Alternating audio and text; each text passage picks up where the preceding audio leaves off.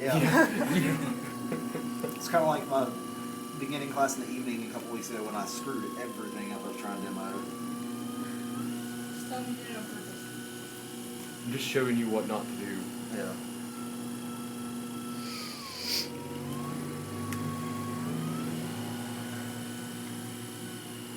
Every time I see you do that, I always think of like Terminator 2. There's a guy that turns into like the silver and he's like, ah. Shh.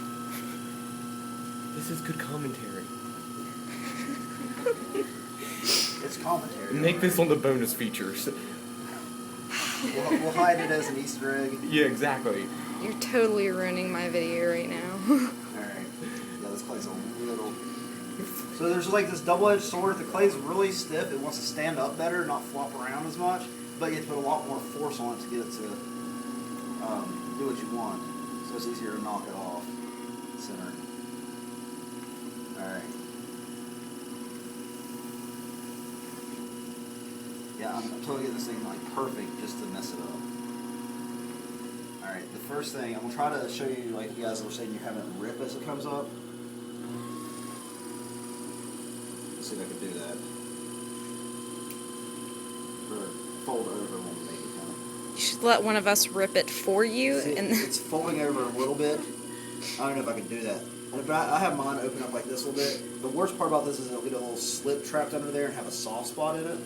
So the best thing to do is kind of like just clean some of that out and then take and re-center it and get that compressed back down, okay? It's not that hard. It's like I said, it's basically from getting under it, hooking the top, and then folding it out like that and getting that type of thing to form. So just make sure you get that slip out of there and then compress it down. We'll try to pull it off center as it opens. So you see I went down in there, kind of straight in.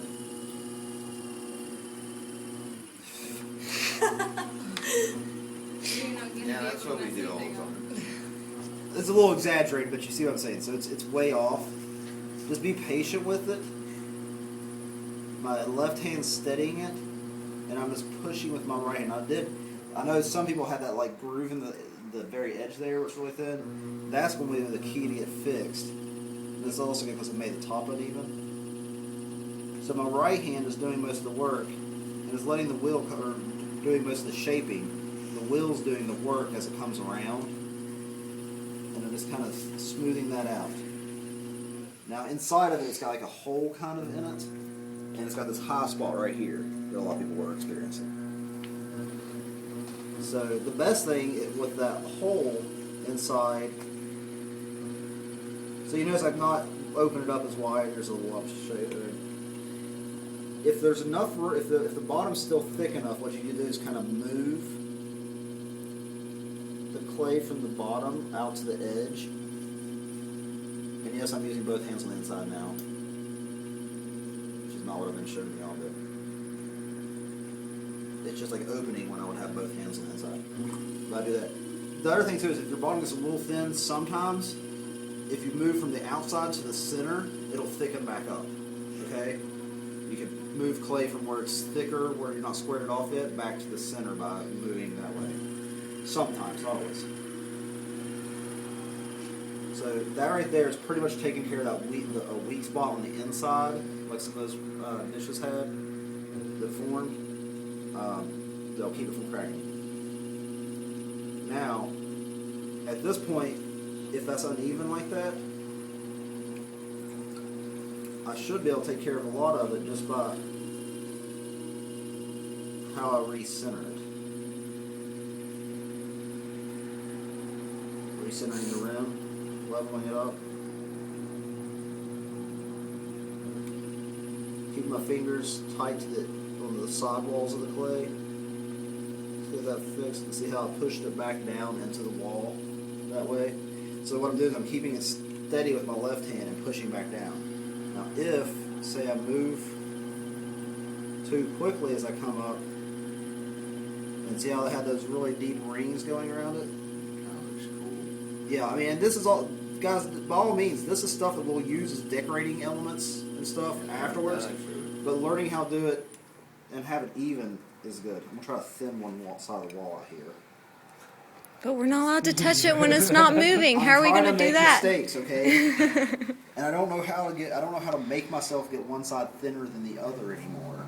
I used to have the same problem, and I don't know how to fix it or do it wrong. It's horrible to be so perfect. No, it's horrible to still throw this many of them and not be able to figure out how to make yourself do it wrong. You got that expression. I just- on the recording, right? Good. Yep. Because that was a good What? Maybe that look. the evil eyes have been. So it's a little thin right there. Don't try to scrape that off. Just try to do your next pull real evenly, and you'll actually move the clay around into the right spot. The clay particles are going to slip past each other and move to where you put them. So, and again, see the rim's still uneven, but I'm not going to take care of it yet. I'm just going to smooth that out a little bit, and then I'm not really, a little bit of clay will come off, but like Josh was asking about scraping the clay to get it even. I'm not really doing that. The hard edge of this tool though will allow me to put more pressure and compress it and move those clay particles where I need them to be. And again, I mean, it's a hand-thrown thing. It's not like it has to be perfectly even. But you could a lot of times fix small variation. Phone's down. You can, unless you're taking notes on them, you just fix small variations in it by pushing it against the hard surface and not really scraping off any more than you have to, but just fixing it that way. Okay. If it gets too wide, more of a bowl shape like this, flare it out. The best way to fix that, and some people kind of do this before, is get both hands really wet and just gently put pressure all the way around it. And notice how my hands instantly went to where my thumbs were touching each other, so it becomes like one big hand. And I'm just squeezing that in. This is called collaring. It's Now how you what make bottles and happens? stuff. What happens if you squeeze it in too tight and it gets all ripply? Okay, let's see if I can do that. So I still haven't fixed the rim. We're going to do that very last. It's getting worse though each time. If I do this too fast and get something like that, the first thing I can do is remove the worst of it by trimming it off. So I just talk about. I mean, it needs to be thinner to do what Michelle's talking about. See how it's got a little thing? What is it? It's got the eye on Good. a piece of clay. Okay, so I'm going to try to do what Michelle's talking about, get it really thin out here, and see if I can fix it. Sometimes, guys, if it's a really bad mistake, there's just no fixing. You just got to start over. Just, Smash it with all. yeah, but I mean, if it's a little bit...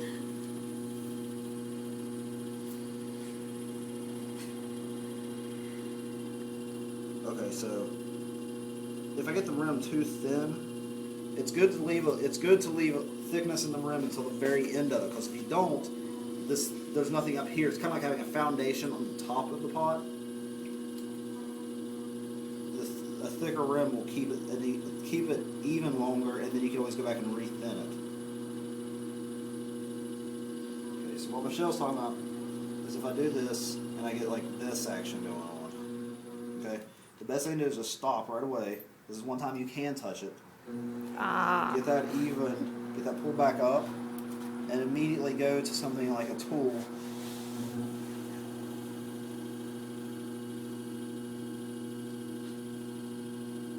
And gently push out. If it's as bad as like that little one Michelle had on her board, then you're going to have to just cut it off. If it's too thin up here and you want to fix that, you actually can. And this, I don't expect you to do this right now. I expect you just to start over or something. But I can actually fold that over just for future reference. Won't that trap some air in it? If I start up here at the top of the V and go down, it won't. Okay.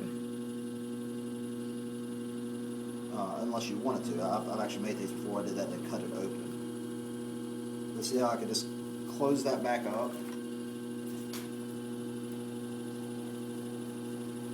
And get it that way. What would you make out of a solid thing, speaking of those people? Just sculpture. They don't want you to think of pots, they just want you to think of... Like, but what, like, other than...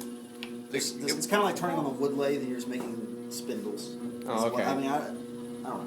You know, I'm going to have a special features just of you and Mike talking back and But you only forth. want to ask questions. I know. All right, what I'm trying to do now is make what's called a torque.